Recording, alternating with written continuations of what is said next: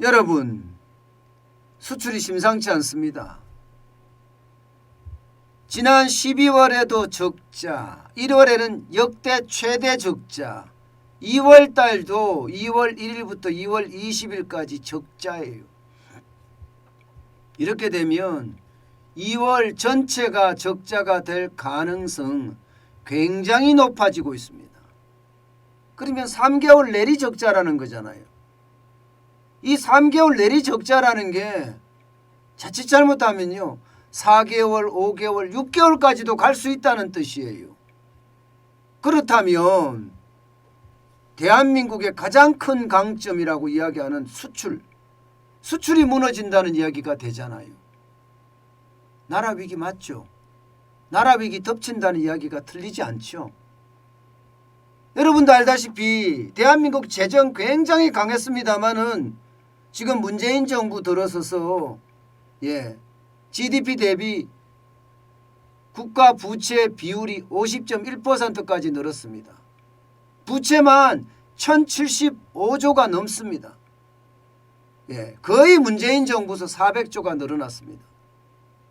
그런데 재정도 악화가 됐는데 재정도 적자가 계속되고 있는데 이게 수출까지 무너지니까 여러분 진짜 많은 사람들이 이러다가 수출까지 망해서 이거 잘못하면 나라까지 위기에 몰리는 것 아닌가 그런 걱정들을 굉장히 많이 합니다.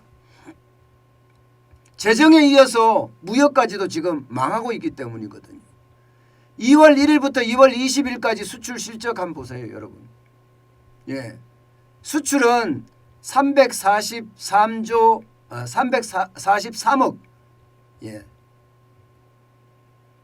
400만 달러입니다. 늘어났습니다. 13.1% 늘어났습니다. 그러나 수입도 늘어났습니다. 359억 8,400만 달러예요.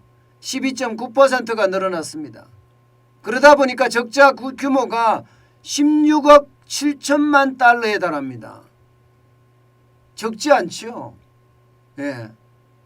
그나마 2월 1일부터 2월 10일까지는 35억 달러의 적자가 났었는데 많이 줄였어요.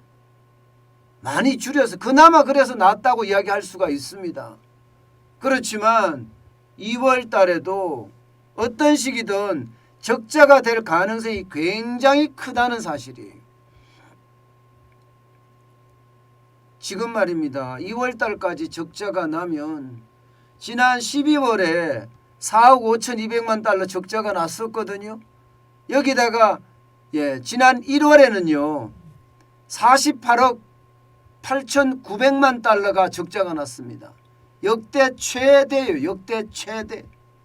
게다가 2월 달에는 16억 7,900만 달러가 적자가 나게 되면 이게 지금 2월 달까지 계속 적자가 난다 하면 3개월 연속 적자가 되잖아요. 3개월 연속 적자가 된다는 것은요. 이게 뭔가 수출에도 지금 고장이 났다는 거예요. 우리가 수출 자체가 이렇게 연속적으로 적자 나는 거 잘 없거든요. 2008년 6월에서 9월까지 4개월 연속 적자를 낸 이후로 14년 만에 3개월 연속 적자가 나게 되는 겁니다. 만약에 3개월 연속 적자가 나게 되면 그에 대한 충격파는 여러분 굉장히 클 거예요. 제가 여러분들에게 늘 말씀드리다시피 외국인들 말입니다. 대한민국에 왜 투자할까요? 대한민국에서 돈을 벌 수 있기 때문에 투자하는 거거든요. 게다가 위험도가 낮기 때문에 외국인들이 대한민국에 투자하는 겁니다. 위험도가 왜 낮으냐? 북한이 저렇게 대치하고 있는데도 위험도가 낮은 이유가 뭐냐? 재정이 좋다는 거예요. 재정이 다른 나라에 비해서 굉장히 튼튼하다 이렇게 보고 있었거든요. 그런데 지금 문재인 정부서 워낙 돈을 많이 뿌려서 재정이 튼튼하다고 이야기할 수가 없습니다. 이제 50.1%까지 늘어났으니까 GDP 대비. 이자만 하더라도 여러분 1년에 20조 30조 나가야 됩니다. 그러면 재정이 튼튼하다고 이야기 못하겠죠 이제. 게다가 우리는 기축통화가 아닙니다. 때문에 말입니다. 예, 국가 부채의 위험도는 점점 커져요. 그런 상태에서 수출까지 이렇게 계속해서 마이너스가 나게 되면 여러분 그 충격도는 굉장히 커질 거예요. 그나마 여러분 그나마 다행이라고 이야기하는 것은요. 예, 수출의 증가율이 13.1%죠. 예, 수입의 증가율 12.9%보다 많다는 거예요. 그나마 다행한 일이에요. 예, 그나마 다행한 일이라서 2월 달에도 적자가 조금 그나마 좀 더 줄여나갈 수 있다는 이야기예요. 예, 그게 약간의 위안이라고 이야기는 할 수가 있습니다. 그렇지만 3개월 계속되는 적자 이거 감당하기 쉽지 않다는 뜻이에요. 예, 감당하기 쉽지 않다는 뜻이에요. 저는 때문에 늘 여러분 조심에 또 조심을 기해야 된다. 이런 생각을 할 수밖에 없고요.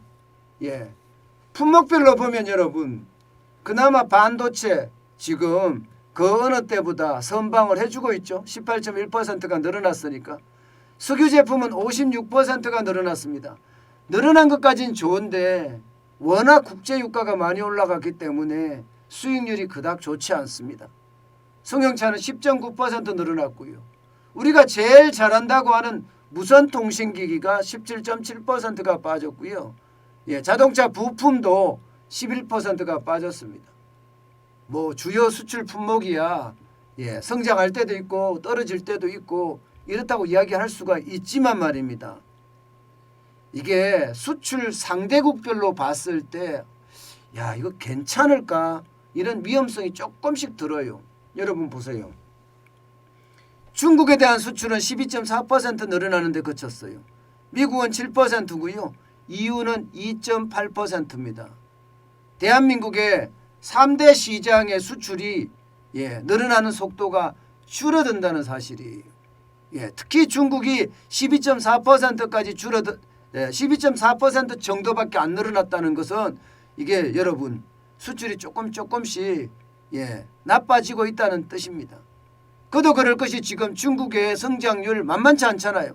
1분기에 3%대까지 떨어진다는 이야기가 나올 정도로 중국의 성장률은 만만치가 않습니다. 이제 베이징 올림픽이 끝났으니까 본격적으로 중국도 경제 살리기에 나서겠죠. 어떤 식이든 나서겠죠. 안 그러면 중국이 3% 성장을 하게 되면 실업자들이 넘치고 실업자들이 넘치면 그에 따라서 불만 세력들이 많아지니까 말입니다. 그렇다고 여러분 돈을 계속 풀 수 있는 그런 힘이 없어요. 중국은요. 지금 정부 부채도 많고요. 지방정부 부채도 엄청나고요. 기업 부채도 만만치 않습니다. 무조건 돈을 푸는 것은 중국도 굉장히 경계하고 있을 거예요. 예. 어쨌든 상황이 좋지 않다는 거고 미국도 마찬가지잖아요. 지금. 예, 미국도 7% 성장하는데 그쳤습니다. 미국도 지금 상황이 좋지는 않죠. 예, 지금 가장 위험한 게 물가 상승률인데 1월 달에 7.5%까지 올라갔으니까 이제는요. 미국은요. 무조건 금리 인상을 줄줄이 할 수밖에 없습니다. 그에 따른 타격 충분히 우린 받을 수 있고요. 그렇게 되면 수출을 더 늘리는 것도 한계가 있습니다. 예, 베트남에는 2.8%, EU는 2.8% 늘어났는데 그쳤습니다. 유럽은 아무래도 상황이 나쁘죠. 그나마 베트남 22.4%, 대만이 22.5% 늘어났다는 게 다행이고요. 일본은 4.5% 늘어났고요. 홍콩은 3.5% 줄어들었습니다. 여기서 홍콩이 3.5% 줄어드는 것 이것은 중국의 영향입니다. 우회 수출이 그만큼 줄어들고 있다는 사실 여기서 우리가 좀 읽을 수가 있습니다.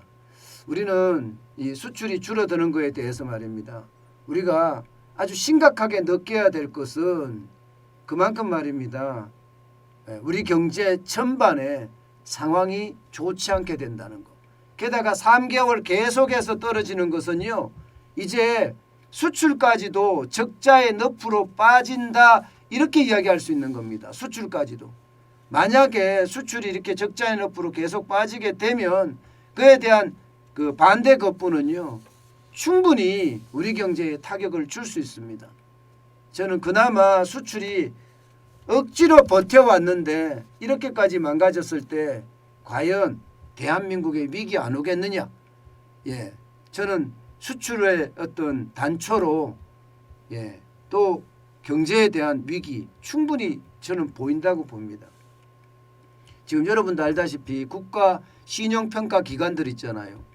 이제 피치는 신용평가 기관이 끝냈습니다마는 무디스나 S&P가 지금 대한민국에 연례회의를 개최하고 있거든요.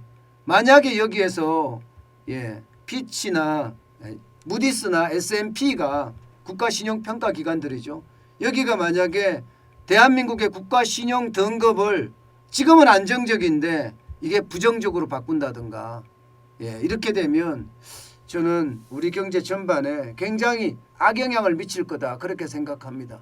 어떻게 되든 2월이 수출이 흑자가 나야 될 텐데 흑자가 못 나게 되면 그만큼의 충격 예, 우리 경제 전반에 미칠 수 있다는 거. 그래서 제가 나라 위기 덮친다에 물음표를 안 다른 겁니다. 나라 위기 덮친다에. 그만큼 충격이 있다는 뜻입니다.